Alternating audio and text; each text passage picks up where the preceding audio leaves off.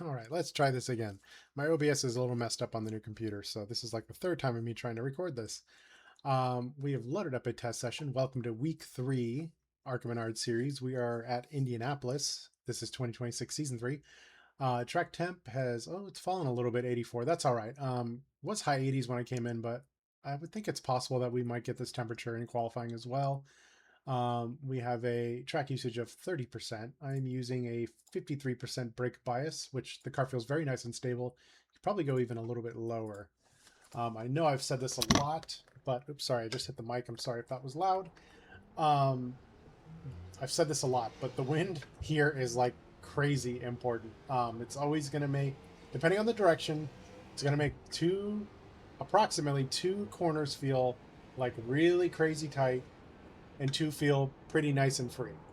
But it's a little bit more complicated than that because depending on the direction, it can kind of mix and match where like the entrance to one corner will feel tight, but the exit will be nice. And in that case, it's kind of a tough corner because it's going to be really tight in. And to maximize how fast you can go, you're going to have to get on the gas when you think you're going to hit the wall, honestly.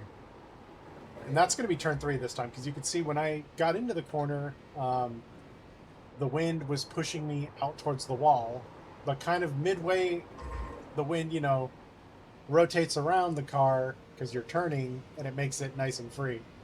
My wind indicator, by the way, is top left if you haven't seen that yet. So when I'm, saying these directions, I'm looking at that. Turn 1, the exit's going to feel tight, but the entrance is going to be free. Turn 2 is going to be tight all the way around. You can see the wind is pushing me towards the wall the entire way. It's a lap 2, by the way, if I hadn't said that. This lap 1's pretty much a throwaway. I'm taking it easy, getting some heat in the tires, preparing for lap 2. So often that's the case for the ARCA car. It just seems to like lap 2 most of the time. Turn 3 is going to be what I call like a trust fall turn. So the entrance is tight, but the exit gets nice and free. So we'll keep that in mind.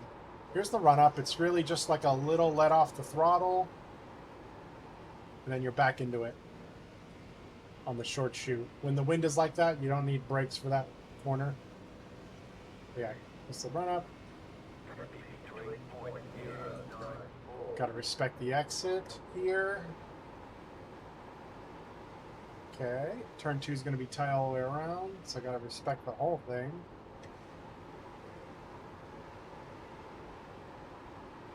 Scrubbed a little bit of speed, but not too bad.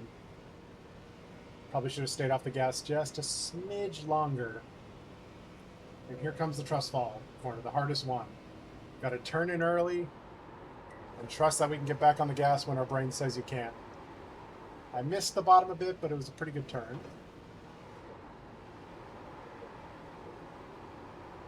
Just a little bit of let off gas in turn 4 when we have the nice wind like that. And this was a pretty good lap. Yeah, so if the temperature was like 88, we'd have to just slow down a bit more in the corners. But the session isn't that old, so I got to think that we'll get qualifying temperatures this track temp. Normally when I load in, I'm like 88, 89, maybe like 87, so there was that. Yeah, let's go ahead and look at what we did and talk about some markers and brake pressures and whatnot.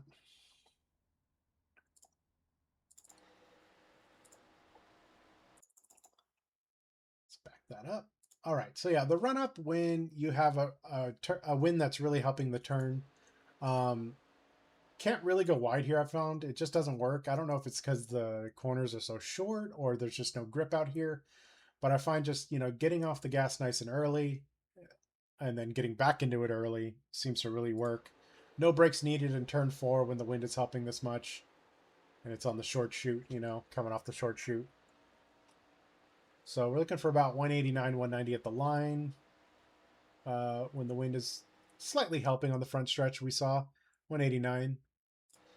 So with this wind, I knew that the entrance was going to be nice and free, but it was going to tighten up on me. So I had to be careful and really respect the exit. And we could see, forgot I was supposed to talk brake markers. There's this black section here and the light that's normally about where I'm starting to get off the gas and starting to apply the brakes. And I don't get above maybe 33% or so, trailing it off till I get to the apex here, just because I know it's going to get tight. I'm making sure I slow down enough. Turn 2 is very tight. I don't really have a good marker for these short shoot turns. Yeah, I'm just looking at the corner, but you don't have to brake as hard because you haven't, accelerated so much. Or maybe only doing like 15%. And then, yeah, just make sure you don't scrub off too much speed there. I was really on the limit of scrubbing too much, but it was fine.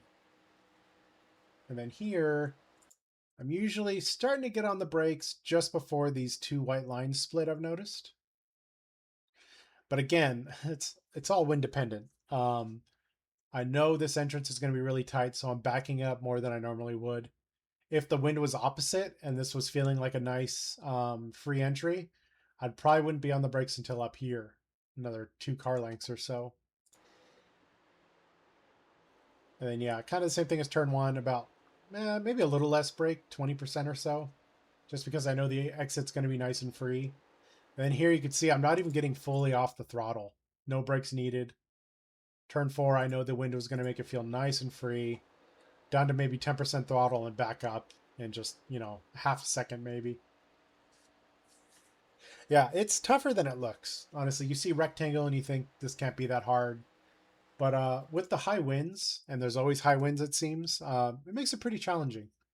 All 4 corners are kind of a little different, If you remember turn 1, tight entry. No, sorry, free entry, tight off. Turn 2, tight everywhere. Turn 3 was very tight on entry, but loose and free on the exit. Not loose, but free.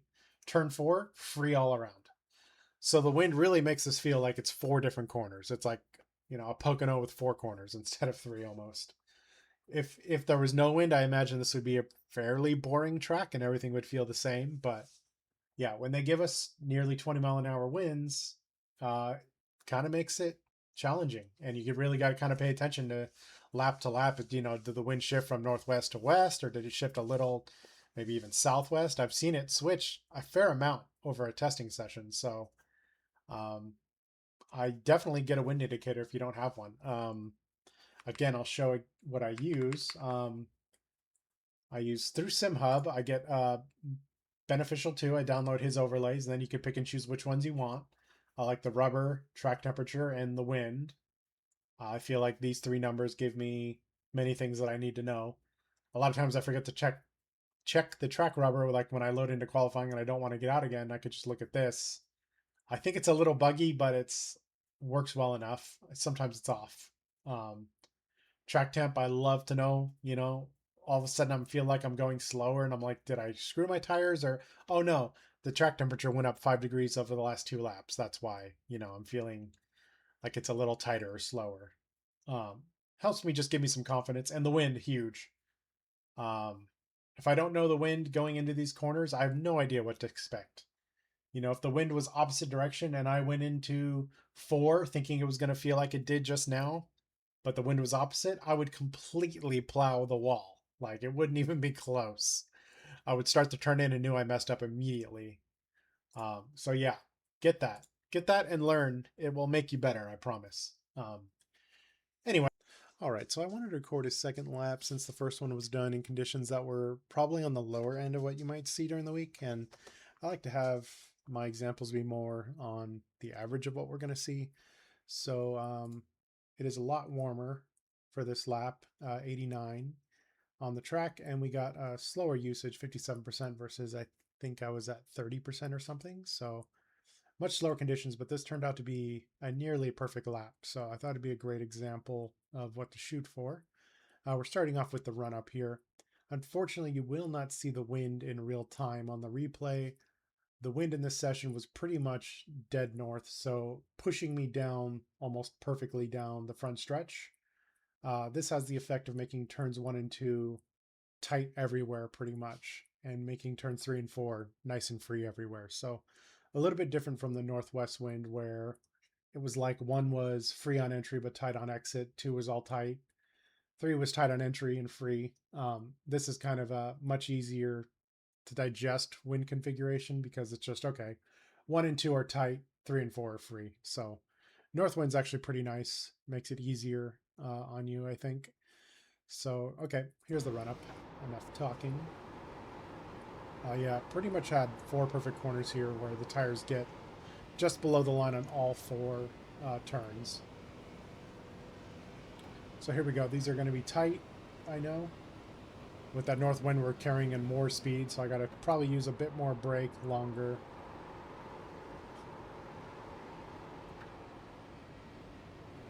And we're going slower into turn 2, so it's just really just kind of a brake tap for a bit. Picking up the throttle, just really respecting it because I know it's going to be tight all the way through. And now here we're going right into a headwind, so the entrance to turn 3 and all the way through is going to be really nice and free. You can see I'm much quicker through this turn than the other two. Minimum speed of 168, so much more grip. And here, minimum speed of 170. You know, these turns feel so much better than 1 and 2. Carrying tons of speed. Excuse me. Going to be hitting like 191 at the line, I believe. Yeah. Very fast lap for the conditions. This was really, I couldn't have asked for more. My dog thinks I'm talking to somebody and not a mic. We could look at the far chase, just so you guys can see all the lines. This is the run up here. But that's pretty much how you want to hit this corner. It's just a normal corner, the run up. So there's really no run up on this track. You can see I'm hitting like 192 at the line pretty much, with that wind pushing us directly back. Again, backing these corners up much more, down to 159 because the wind is making us tight. Same thing here, minimum speed 158. And you couldn't go much faster than that, or you'd be really scrubbing off the speed. Now we're going down to the corners that are nice and free, right into this headwind here that's going to push us towards the inside of the track when we start turning. Carrying much more speed. Car feels great. Here, just a little bit of a let off. Back on the throttle. Yeah, no brake needed for turn 4 when there's a north wind, or even a northwest wind. And again, we're hitting like 192 at the line. So for a 51.896, don't think I could do much better than that. There's maybe a 100th or 2 for me. Fast guys might be able to find more, really fast guys. But yeah, so that will be all now. So I'll see you guys next time.